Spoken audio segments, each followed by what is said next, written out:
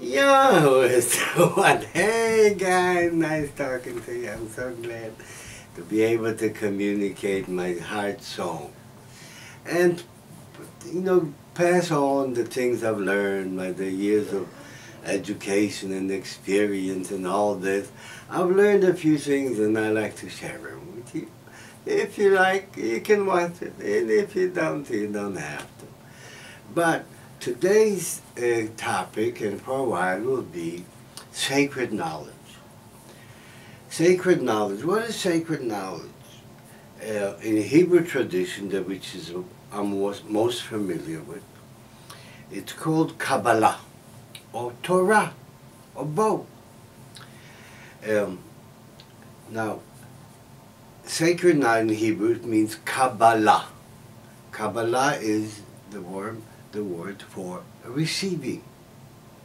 Everything we have in life, according to the ancient Hebrews, we received as a gift from heaven. Our bodies, our hearts, our minds, our souls, everything about us is a gift which we receive. Which that gift can also be taken away if not well taken care of. Now, what is it that we received? Right? What did the Hebrews receive? What is the Torah about? In the Hebrew tradition, this whole thing about a crown, right?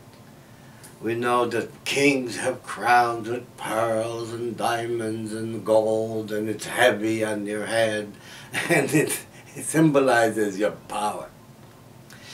They gave Jesus a crown of thorns to mock him. As a king, you're king, all right, we'll put you on the guy. Ah, here you are. But the deeper level of this whole thing is that there's something like we have a crown above our head, which is the symbol and the manifestation of the nature of our being and what we have achieved and to what we have evolved as human beings. You see angels painted with halos above their head, or people who are really enlightened have this aura of grace around them. Well, how do you get one of them things? It's really very nice. I really like one of them myself. Not because of it's the crown of your achievement in life. As a human being, have you refined your being to a point where the light is illuminated from you, through you? So, Kabbalah is based on the tree of life. The tree of life, above it all, is Keter Torah, the crown of Torah. It's not made out of gold. It's not made out of any precious stone. It's made out of precious you if you have received divine grace.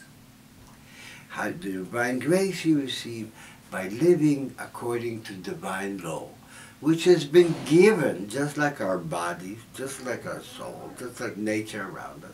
Sacred knowledge has been given.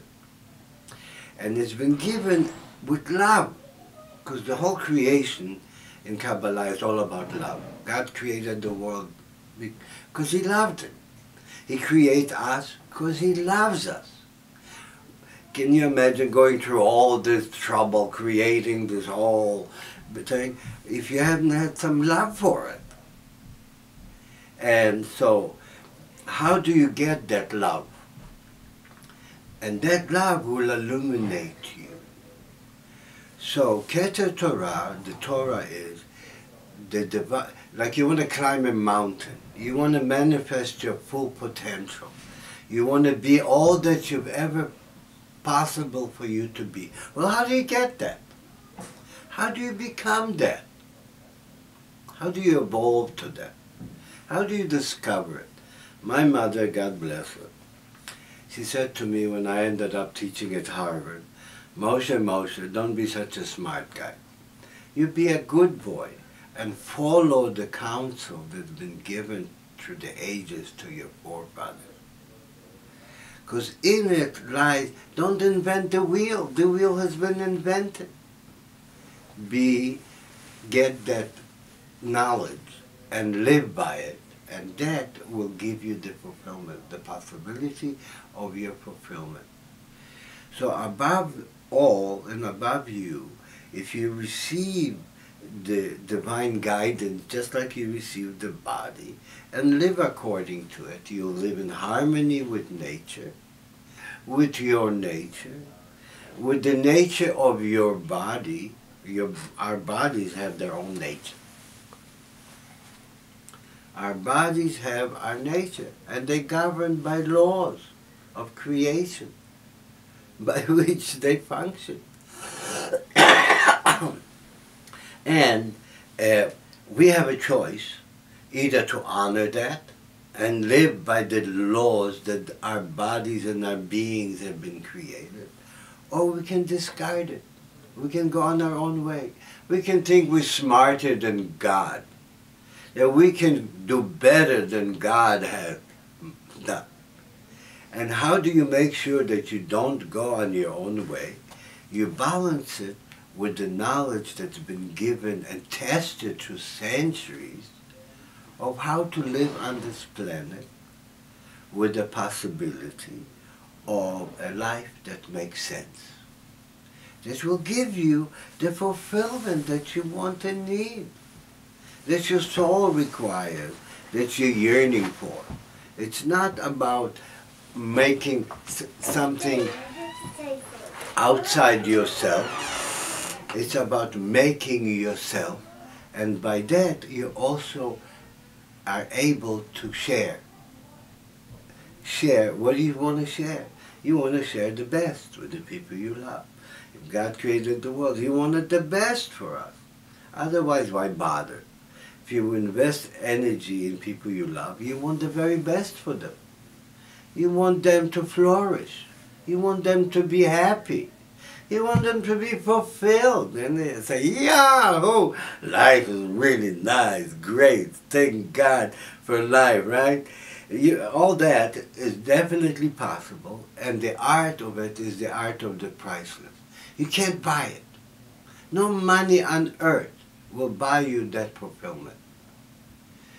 And no achievement in making empires or money or great stuff in the world, that also will not give you what you need, because that's not, it's not part of human nature to, certainly not by divine law.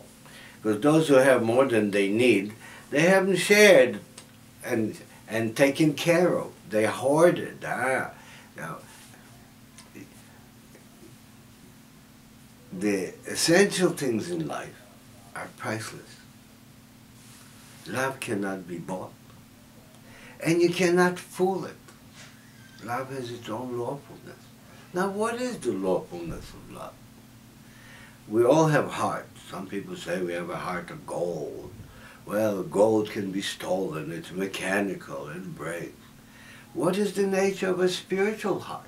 Well, it's certainly not made out of gold. So the nature of a spiritual heart, which will give you the potential of absorbing all the divine law, light, and its possible fulfillment through living by the divine law. Keter Torah, put above you God's path on earth for man. It's like we're created, we have limitations, and we have possibilities. Now, all that is our ways to deal with, to evolve to our possibilities. You're not going to be given it. You have to do the work.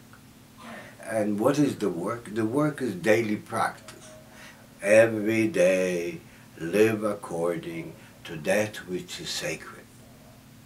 Always sacred. Realize life is sacred, you are sacred, everybody around you is sacred.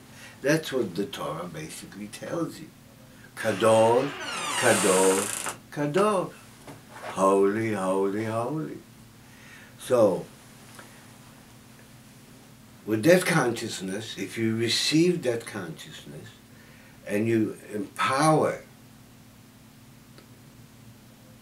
what you know is the very best for you to become all that you can be, you have to basically surrender with grace and love to follow and be doing what God, what nature asks you, the Great Spirit asks you.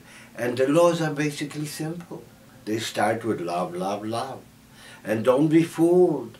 And don't surrender, and don't buy into trips that are not that of love. Because whatever you invest that is not done with love is going to backfire on you. So in order to really live with yourself, you have to be in harmony with the spirit, with the divine heart, the spiritual heart, and we'll get to it, the Lamed Bet Netivot Chokhmah. What the nature of the spiritual heart, according to the tree of life, is 32 Lamed Bet, which spells the word heart in Hebrew, Lev. Right? Lev means heart. Lamed Bet Netivot Chokhmah means the 32 paths of consciousness that put together make up the spiritual heart.